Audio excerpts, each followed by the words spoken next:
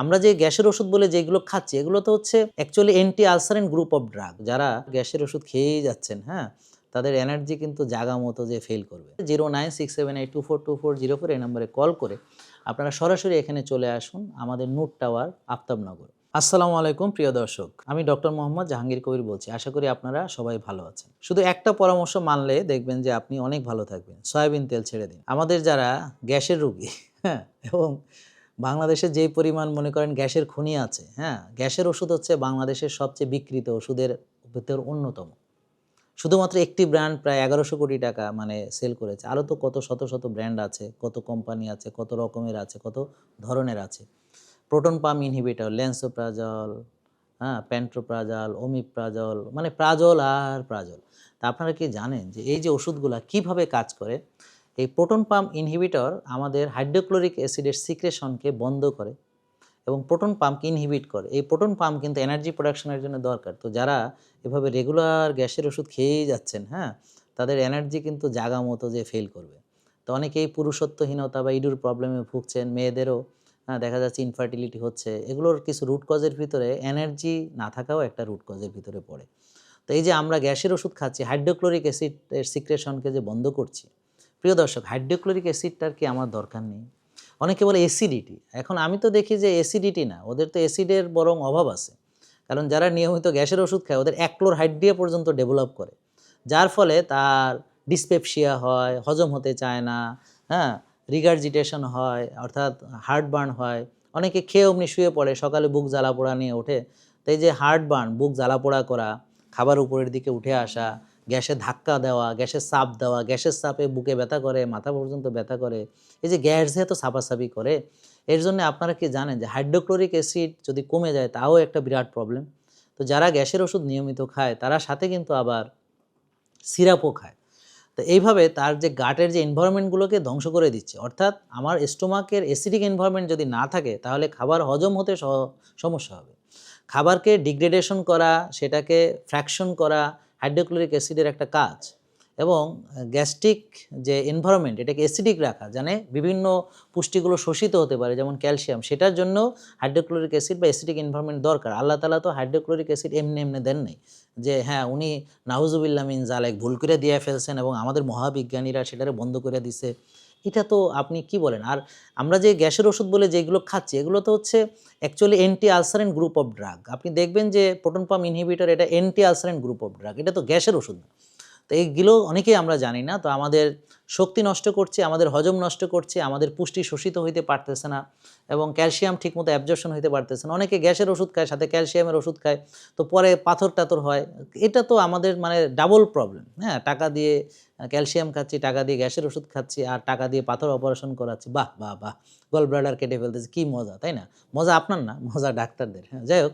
তো প্রিয় দর্শক, এই যে গ্যাসের ওষুধের ফলে আপনার কি হচ্ছে, গাটের যে এনভায়রনমেন্টগুলো, অর্থাৎ এখানে আমাদের যে ভালো, ভালো ব্যাকটেরিয়া সেটা গ্রো করতে পারছে না, খারাপ ব্যাকটেরিয়ারা গ্রো করছে। কারণ হাইড্রোক্লোরিক অ্যাসিডের আরেকটা দায়িত্ব ছিল যে খারাপ ব্যাকটেরিয়াকে মেরে ফেলানো।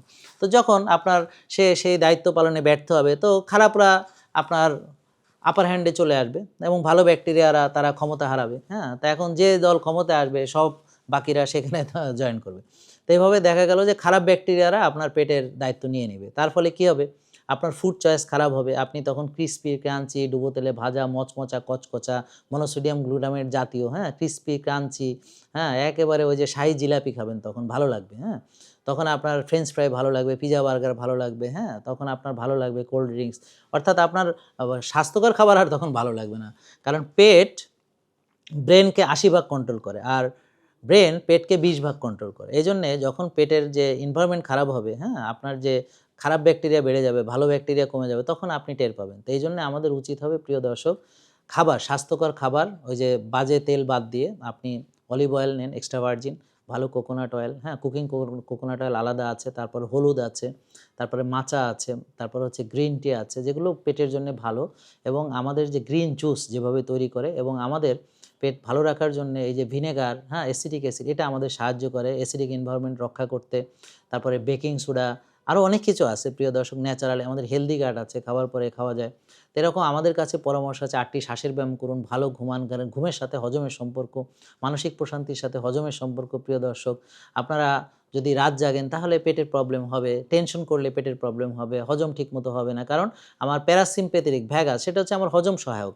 আর সিম্প্যাথেটিক অ্যাক্টিভিটি এটা হচ্ছে আমার ফাইট অ্যান্ড ফ্লাইট রেসপন্স। এটা তো আমার হজমের জন্য ভালো না। তো প্রিয় দর্শক, এজন্যে নেচারের কাছে যাওয়া, সূর্যের আলোতে যাওয়া, খালি পায়ে ঘাস হাঁটা এটাও সমানভাবে গুরুত্বপূর্ণ।